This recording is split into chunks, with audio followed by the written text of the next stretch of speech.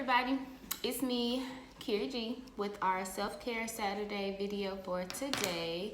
Here in Chicago, it's rainy, so what I'm doing for self-care today is actually perfect. So last week we talked about physical self-care. This week we're talking about mental self-care. So mental self-care are things that you do to take care of yourself mentally, or things that would be considered self-care but for like mental exercises or things like that. So again, we all know self-care is you making the effort and having the intention to care for yourself so that you don't become depleted or feel like you are burnt out. And you do things basically that give you fulfillment, make you feel refreshed, make you feel new, and charged up basically. So mental things that you can do. You can play a game that is a video game. So ladies, when guys play video games, it could be self-care. So remember that when you're yelling later.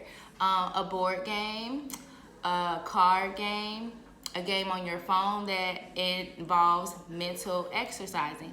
What I'm gonna do today for self-care is I'm gonna play my memory game. I have really bad memory sometimes. I can remember long-term stuff, work-related stuff, but I have very bad short-term memory. So I do this memory game on my phone to help improve my memory. So that's what I'll be doing today. You could also do a puzzle that's on your phone, or a real live jigsaw puzzle with 500 pieces. That's another thing that I really like to do, that kind of helps me relieve stress. Some other things you could do would be try to learn something new, like a new skill, or master a skill that you don't technically have mastered. You could learn a new language. You can read. Reading is something else that you can do. You can read an interesting article or something that interests you. Read a new book. Oprah has a new book on her book club, so if you guys are interested in reading things that are like New York bestsellers, check out her book club. She has some really good books to read there. One of the simplest things you can do is do research on something. You ever like just thought of something or a question like, how does this work, or what is this? A couple weeks ago I had a question about like, what are rainbows and how are rainbows formed? So I spent like 30 minutes researching that. So that's a mental exercise, and that's a way to also take care of yourself, because if you have something that you're interested in and you're like, oh, I really want to know about it, but maybe you don't have the time today, take some time to research it so that you can learn something new. You can write. So if you are a creative person, you can write poems, you can journal. That's something that everyone can do, that helps you decompress and kind of unload your emotions. So you can journal for 15-20 minutes. A couple of months ago, that was actually one of my self-care activities, to journal. Write down your thoughts, free thoughts, for 15 minutes and see what you come up with. And then if you feel good about it, great. If you don't, you can just throw it away, and that's that. You can create a business plan if you're an entrepreneur. If you have a good new idea, you can write out your business plan. That allows you to think and use your mental to plan and shit like that. Y'all know what I'm saying. And last thing is to write a to-do list. If you feel like you have so much shit going on, like me, write a to-do list. That will help you mentally organize the things that you need to do. That's something that I do literally every day.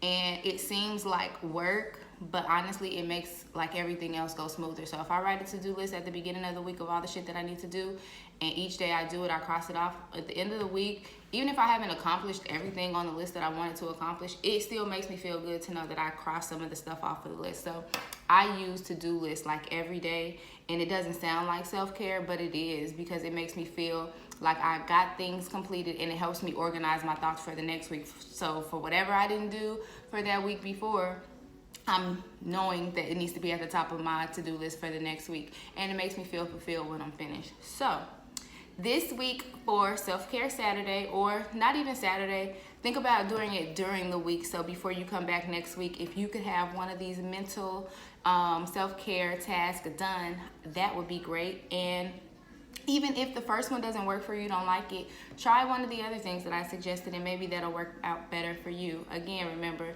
self-care is about yourself. So if it's not working for you, or if it's something that you don't find relaxing or as a source of refueling or recharging, then it's not for you. Find something that fits what you want to do. So, happy rainy Saturday in Chicago. I hope you guys have a good weekend. And I will see you guys next week where we're talking about social self-care.